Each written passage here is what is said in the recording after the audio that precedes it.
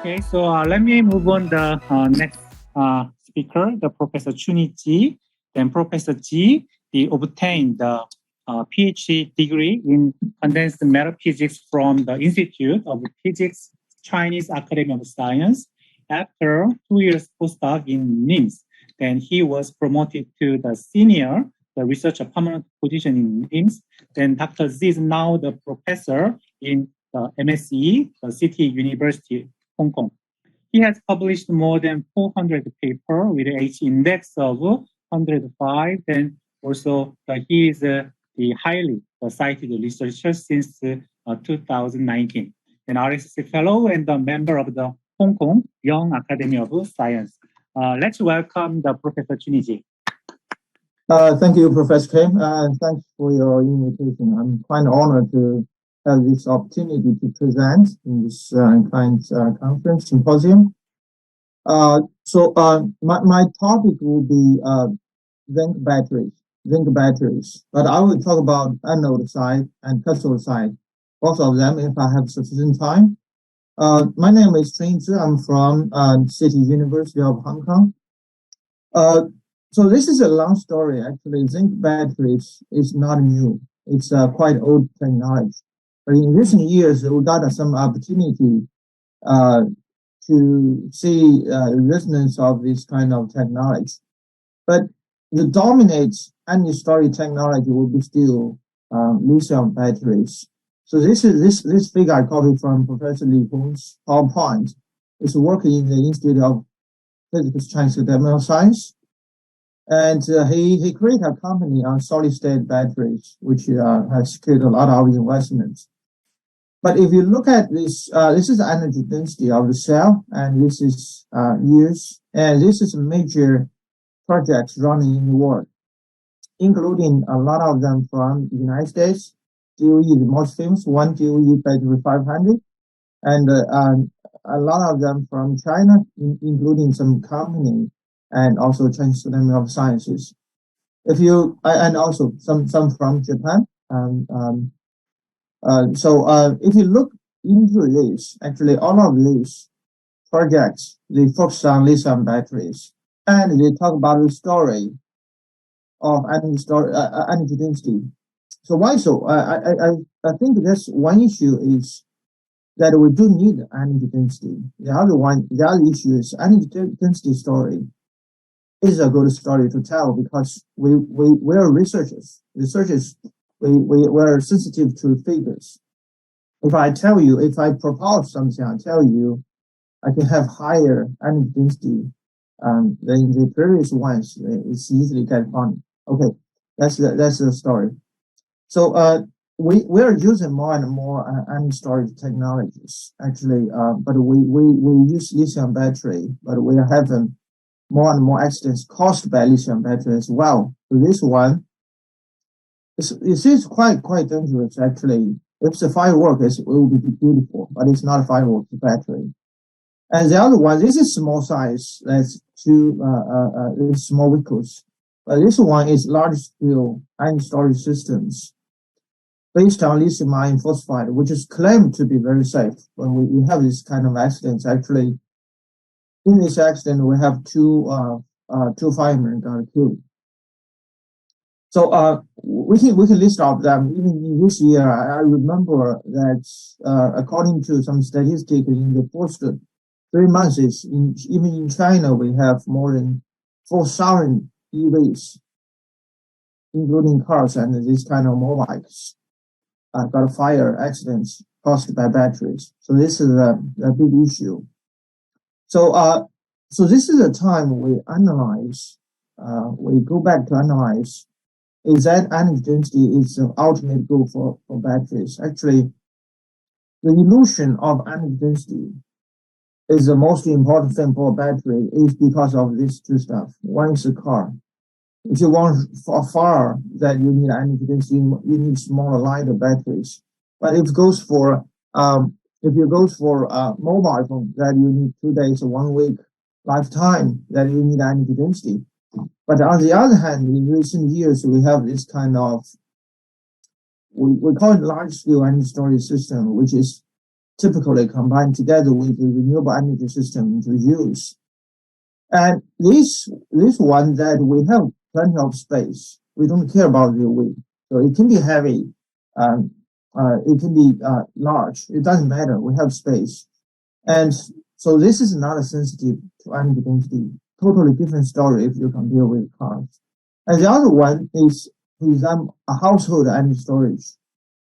That typically we store 5 kilowatt hour to 10 kilowatt hour energy, electricity at home. Well, this is like sort of sensitive to energy density, but safety is primary concern. This is, you can use this kind of system at home for over 10 years. That the battery have charging, discharging every day and every night. You may worry about these safety programs. Even that you can use it for 2 years, it will be safe. But for over 10 years, you have to take safety performance of the batteries seriously. So this is partially sensitive to energy density. So this one, we have this one. This is called electrode screw. So this one is sensitive to energy density, that we do need a very convenient, light, and smaller device. So this is getting popular and it's very convenient. But it is because it's very convenient. You use it at home, you charge it at home. So you may expect one day you have this kind of problem that at your sitting room, you have this kind of problem. It's very shocking. Okay, so this kind of application scenarios, the Earth, they need energy density. On the other hand, they need safety as well.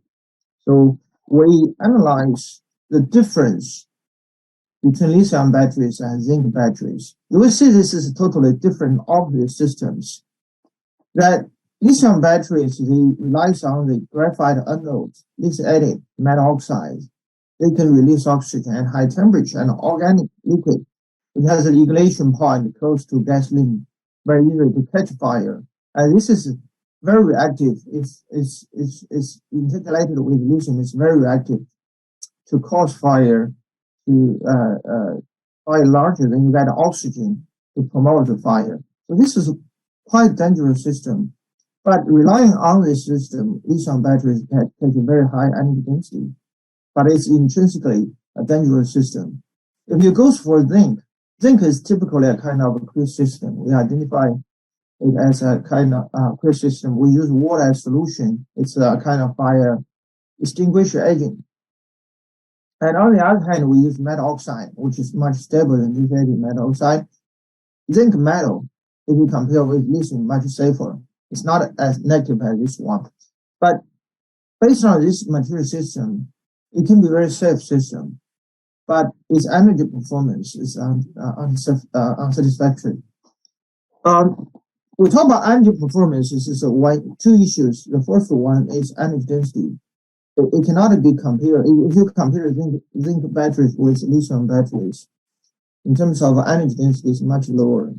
In particular, we have the tertiary batteries which possess.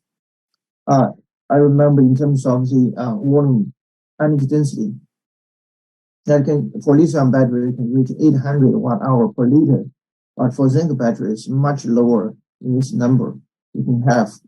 So energy density issue is one of the concerns. The other one is even more important is stability. For lithium batteries, if you go for lithium-ion phosphide batteries, you easily get cycled for 5,000 times, but for zinc batteries, it's still too hard to make it to be, say, 100 cycles. So if we go for this kind of application scenarios, actually energy density is not very important. Although it's not like it's still important, because if energy density is too low, you got a cost problem, because cost is like you divide the materials cost by the energy density, sort of. So energy density is not that important, but still important. And cycling life could be an issue if you consider large scale energy storage that typically requires more than 5,000 times, because it's the large scale infrastructure that if you construct, you wish to use it for like more than 10 years. Okay, so let's say at least we have a good issue that a aqueous system you can make the battery system quite safe. This is the key point. But you may have the very expensive system if the energy density is too low, and the cycle life is less than 5,000 times. You cannot, generally, you don't consider this for large-scale energy storage systems. And you go for this system that you have a typical battery, you have anode side. Typically, we use metal. It's different from lithium batteries because lithium batteries, if you use lithium metal, you have dendrite issue. And previously, people switched from lithium metal to graphite for stability, but now people are trying to switch back from graphite to lithium, but it's not successful yet. But for zinc, it seems that we don't have other choices, and other materials are not as negative as zinc, and zinc metal is quite stable, easy to process. So in most of the study, we choose zinc anode as a kind of anode side materials. And the cathode side, we have a variety of materials we will discuss, and the electrolyte. So the first topic I would like to focus on how to stabilize zinc anode. But before that, I would like to ask, do zinc dendrites exist in neutral zinc batteries? So why am I asking this? Because previous zinc batteries, they commercialized zinc batteries based on zinc manganese oxide system, and also based on zinc carbon system. So these batteries, you can buy dry battery. You can buy it from supermarket. The problem for this kind of battery is they are not rechargeable. They're not rechargeable. They have been invented in 1860 around. I remember it's been two centuries. But the problem is not rechargeable. Then people trying to make it to be rechargeable. For example, this is one of the work. They still use zinc as anode. They use manganese oxide. They change the alkaline solution to mild electrolyte solution. It's called mild electrolyte. We use salt solution as electrolyte. We make the system be rechargeable. That is possible. But previously, one of the issue for alkaline batteries, they are not rechargeable. We claim it's because of dendrite issue. In the alkaline solution, you have many dendrites, quite disgusting dendrites. But in most solutions, so one of our research, this is 2018. It's not a long time ago, including ours and a few others, that we demonstrated even we don't do anything to the zinc anode side. We don't do anything. We simply use a piece of zinc anode. It seems quite stable over even 1,000 times cycles. This is a very stable anode side. So it seems that probably in the multi-electrolyte solution that you don't have dendrite issue. But on the other hand, at that time, some people start to study zinc dendrites. The strategy is just copy from lithium batteries because lithium anode, they have the dendrite issue. That's they copy the strategy. They demonstrate that zinc has dendrites as well. And they use some strategy to solve the problem with dendrites. I got confused because according to my research that it seems no dendrite issue, but if you go for other people's research, it seems there are dendrites. So then I asked my student to investigate the question or the problem to investigate is that zinc electrode in water in multi-electrolyte at different current density, do we have dendrites? Do we have stability problem? Okay, the study results is that we did see some dendrites actually at different current densities here. And when the current density is quite low, it can be very stable. When the current density goes for 10 milliampere hour, 10 milliampere per centimeter square, it can only run for 1 hour. That means if you change the current density, then you got different lifetime. You got different dendrites growth behavior for the link. So dendrites exist, but depend on the condition. And another condition we change is you see the figure in this way. At the same current density, it will change the capacity. The capacity in a symmetrical battery is an arbitrary value. You can set by yourself, but the point is the capacity is corresponding to the loading mass of cathode side. That means you want very small capacity battery, or you want large capacity battery.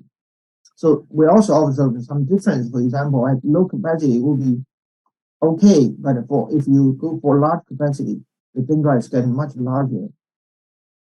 So the conclusion is dendrite is this.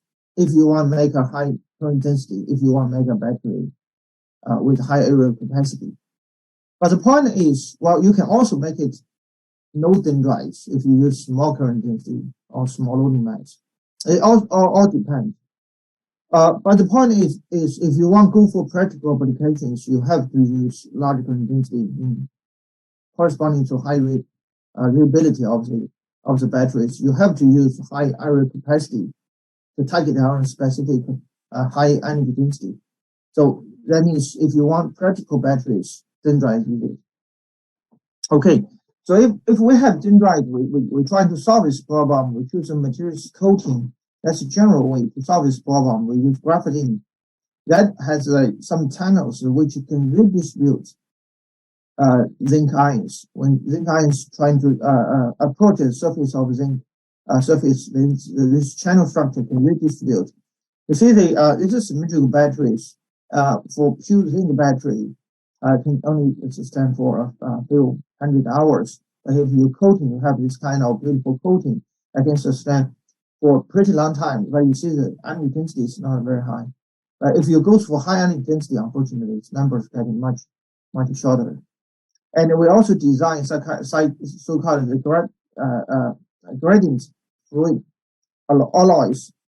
That is, because you have a piece of zinc, if you coat the zinc with a kind of insulating materials, you can generally redistribute ions. That you can also isolate your zinc from the water.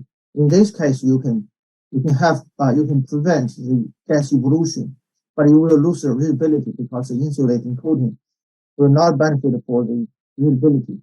But if you use conductive coating, then you can have good readability. But on the other hand, you will still have the gas evolution. So we use this gradient coating.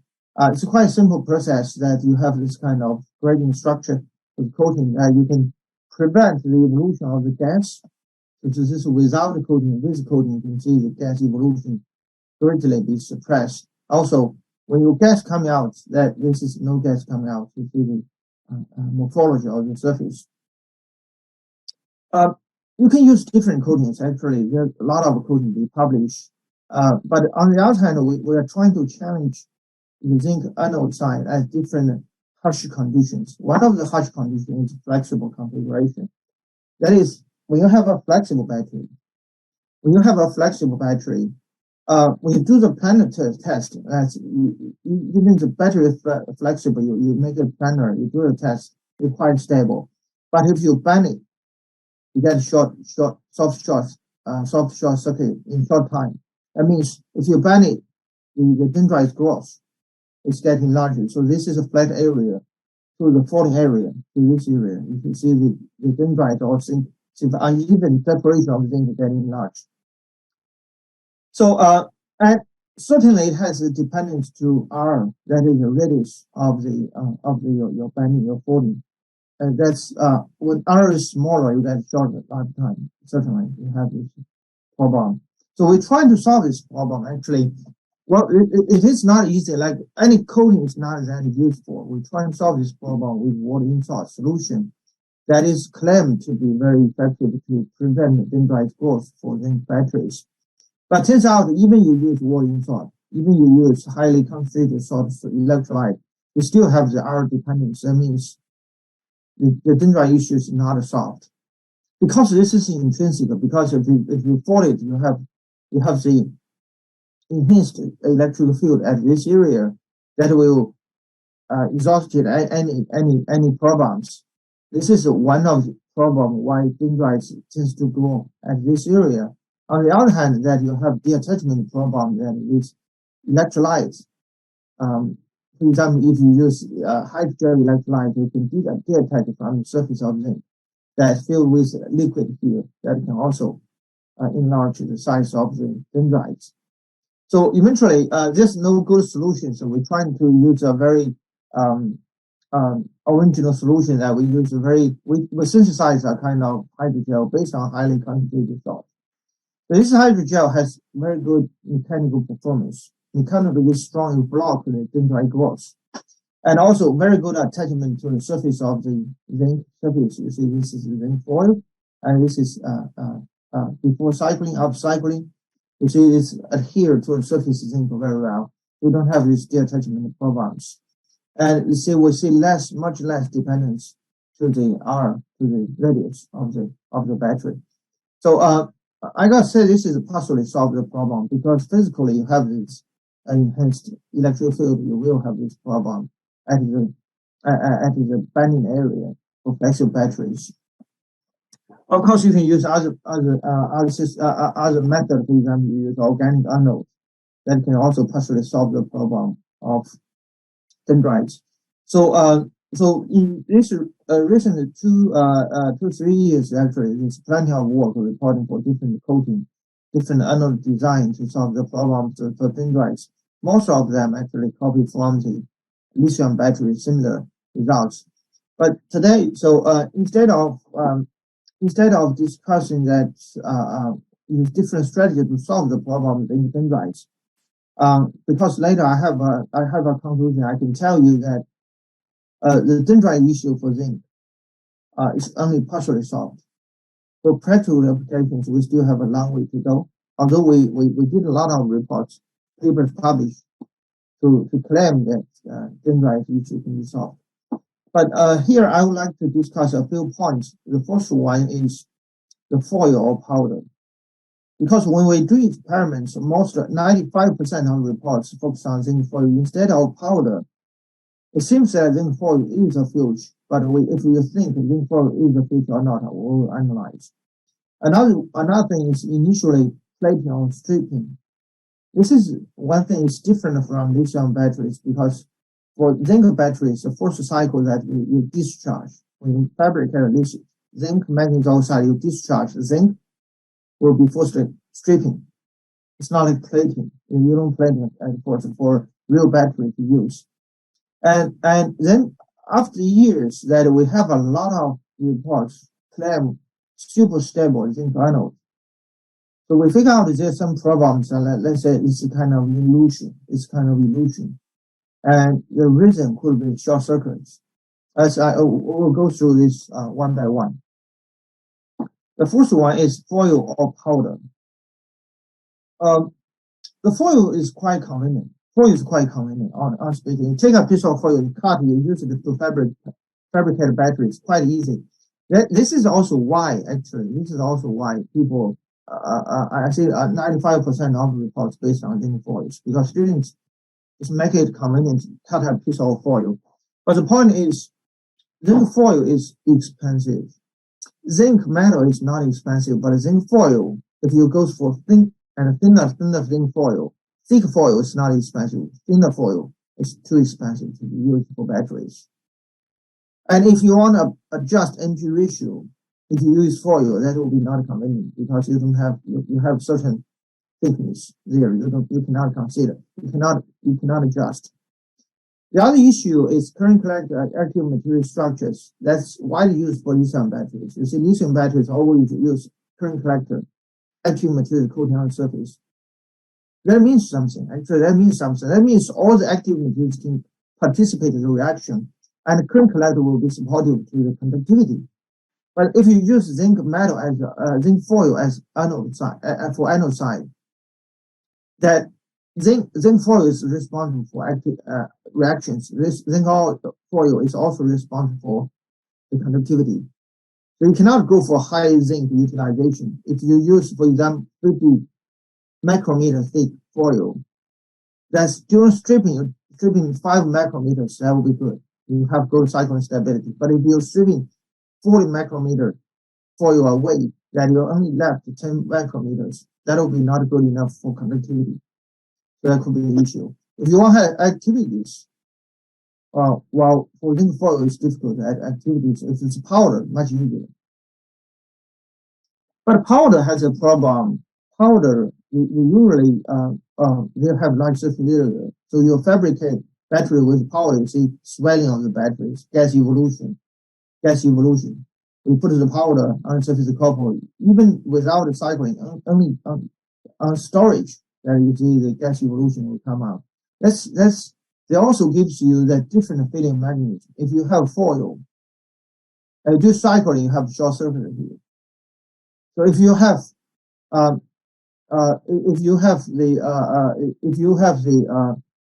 your powder, that of course eventually you will still have short circuit. But before short circuit, you have polarization, because this all powder consists of a lot of particles.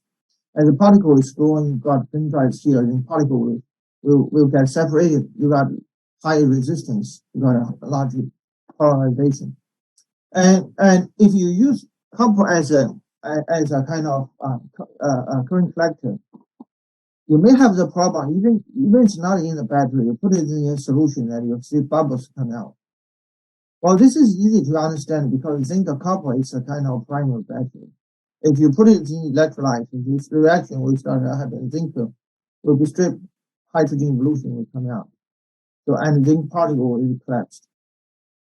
So we're trying to solve this problem with a tin coating on the copper, because tin has lower potential for hydrogen evolution.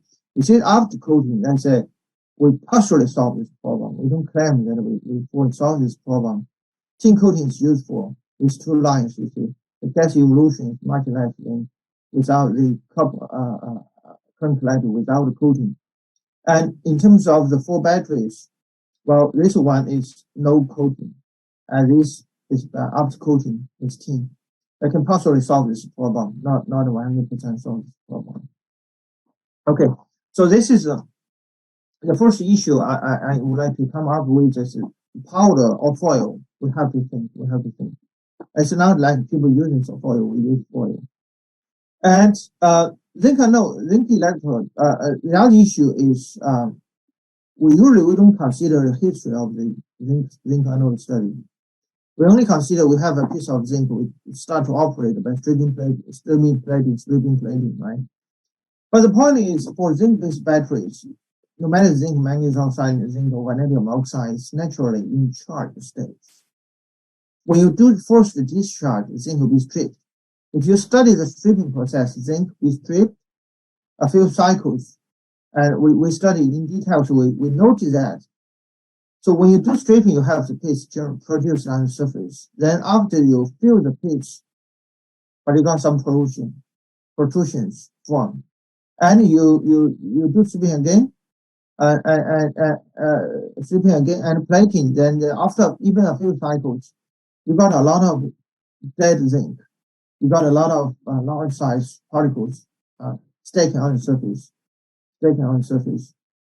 But if you start from plating, and also a few cycles, we studied that you have for nuclear reaction and for the plating, it's different processes. And if you see the surface, it's quite strange that the surface can be totally different. It starts from very uniform deformation, especially when you use large current density. That the initial deformation can be quite smooth.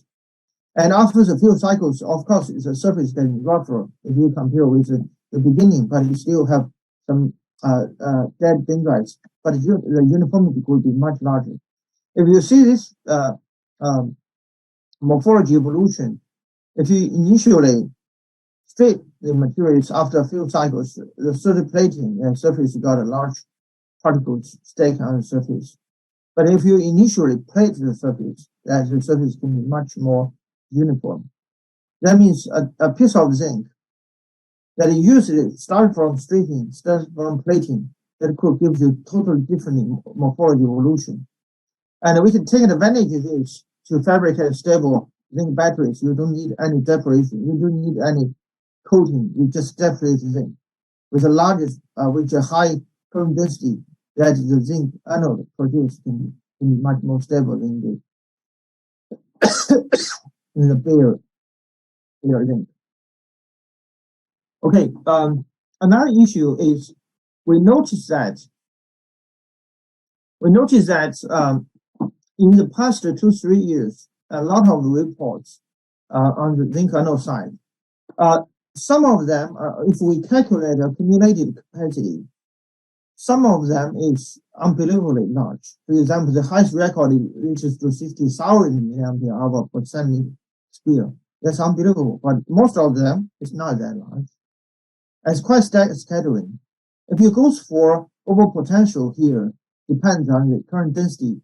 It's also quite diversified. If you see the current density can be over 80 milliampere centimeter square. As I mentioned, large current density will gives you very difficult to stabilize zinc.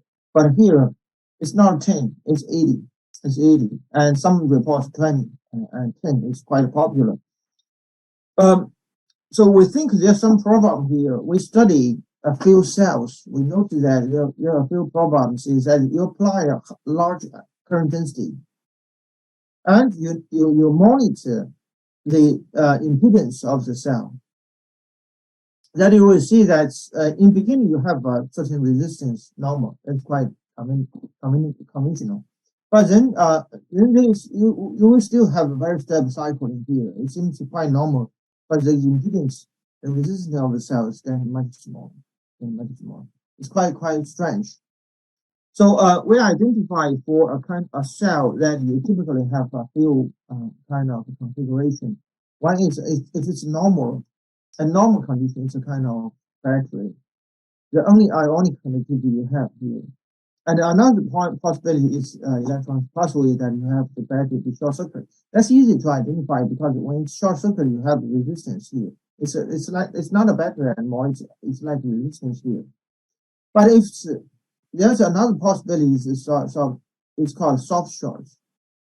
Soft shorts means that well, there's some connection here, but not formally. You do have some additional resistance here, but you still have capacitance here.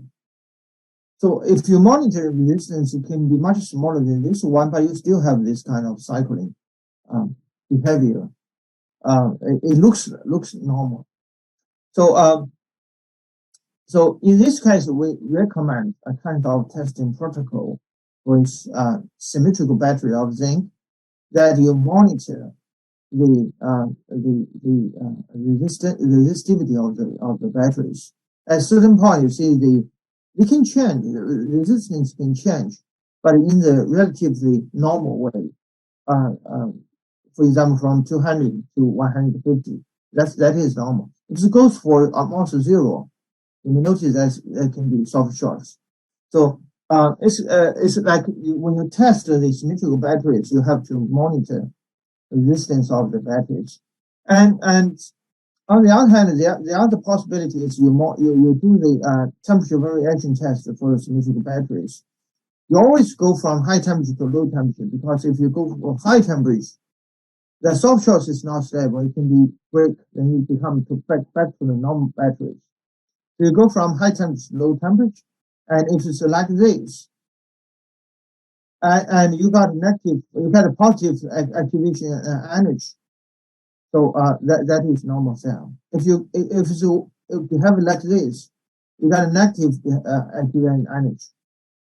So this is a soft shorts circuits. So based on this judgment, actually we investigate a few reports in the literature that we notify that a lot of them they probably the battery already soft shorts, although they claim very long cycle life. Very long cycle life. So I'm almost running out of my time, but let me briefly talk about the cathode side. Cathode side, we have many selections. So briefly, the one I would like to emphasize, one is MXene. So MXene typically they work as a kind of capacitor. If you pair with zinc or you pair with any aqueous solution, it would work as a kind of capacitor materials. But most of MXene materials actually they will behave like the blue one, pseudo capacitance, but you don't exhibit the battery performance. If it's a battery, the performance can be enhanced. But in our study, we noticed that if you put MXene pair with zinc in the water solution, that if you skin with a range of up to 2.0, it's like a capacitor. If you skin up to 2.4, you got the battery behavior here. So it's not for this machine, it's for field machines. We demonstrate, for example, for this one, we also have the similar behavior. So this is one discovery that if you go for 2.4, you have to select the electrolyte within support of your materials. Go for 2.4, and it can be very stable, good energy density. This is good energy density here. And also, we study the manganese here. That's how the ions being circulated into the maximum when the water is high enough. The other one is we adopted that bismuth S9 as a kind of topologically insulated cathode. So this kind of cathode, when temperature is getting lower, the conductivity of this material getting higher, and also the diffusivity of zinc in the material is getting higher. So that's quite interesting because in most cases for low temperature battery, you got the performance will be affected because of the worse diffusion of the ions. But for this one, this material, because of its unique properties, when you exfoliate to be 6 so-called quantum layers, it has better conductivity, better diffusivity of zinc. So then you got some interesting phenomenon that with exfoliated one, with enhanced insulating, topological insulating states, that you got a specific capacity that increase, even at low temperature. At low temperature, you got a specific capacity increase, but for normal materials, usually that decrease. That's quite an interesting phenomenon I would like to highlight. We also studied non-metallic charge carriers. For example, we use iodine. So iodine can work, let's say, it has 2 reactions, at least 2 reactions. It has more reactions actually, but the others are not too difficult. Most of the reports rely on this one, that you have 0.62 watts versus standard hydrogen electrode. If you pair with zinc, you will have the 1.3 watts. But if you activate the iodine 0 to iodine positive, you will have this potential and high voltage plateau here. But the point is, iodine positive is not stable. Not stable. If you go for here, iodine positive will automatically degrade to the iodine 0. You don't see the plateau. So we notice that if you modify the electrolyte, see here, we use chlorine negative, that to stabilize iodine positive, that you can have very stable plateau here, 1.62. This is 5 for iodine zinc batteries. So typically we only have this plateau. So this by utilize this kind of reaction, that the whole energy density is much higher. Okay, I almost finished my time is up. So I would like to summarize. So we make a large cell. We demonstrate the battery is quite safe. But on the other hand, that at anode side, a lot of strategies useful. But the problem is, even it's useful, if you go for high capacity, high current density, so a lot of strategies not useful.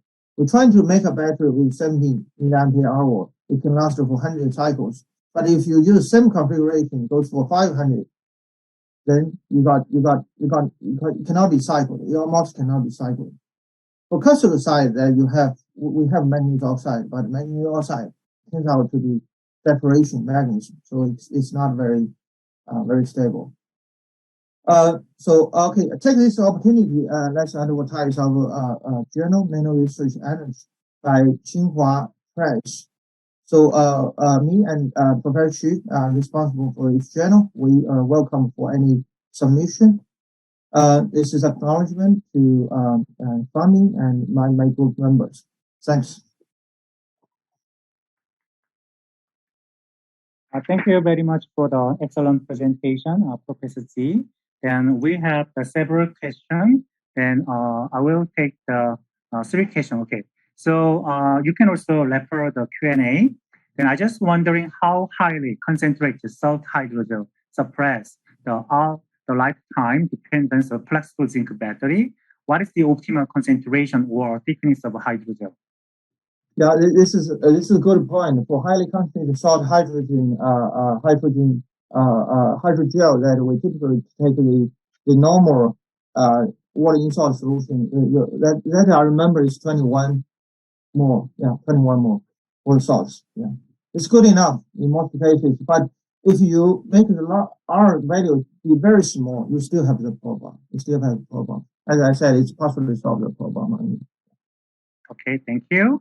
And the uneven plating and stripping usually render the zinc electrode on irreversible behavior. So what is the most promising solution to prevent asymmetric cycling then? Sorry? Do you understand? Okay, so we can start this question, and let me move on to another question. And I would like to ask that the anode-free aqueous zinc-ion batteries are possible as similar to the lithium-ion battery. A few reports, anode-free, a few reports. Actually, we're also trying to find anode-free. The point is, you can make it to be anode-free, and it can be cycled for hundreds of cycles. The point is, even with anode-free design, that we cannot achieve high energy density. Although anode-free design is originally used for high energy density, but turns out it seems that it's not that helpful for zinc batteries. Thank you. Then the last question, this is about the passivation of the cathode material. So will the approach of coating the passivation layer on the surface of cathode material, such as manganese oxide, can help improving the life of zinc-ion battery? Yeah, we do observe that for a few materials, especially some materials which can be dissolved in water, sometimes you have the stability problem that if you have the CEI formation of some coating that can prevent dissolve of the materials, that can help improve the cycling stability of the batteries. Thank you. Okay, so thanks for your kind answer. And also, I would like to thank the Professor Chunyi Zhi again for excellent presentation. Thank you.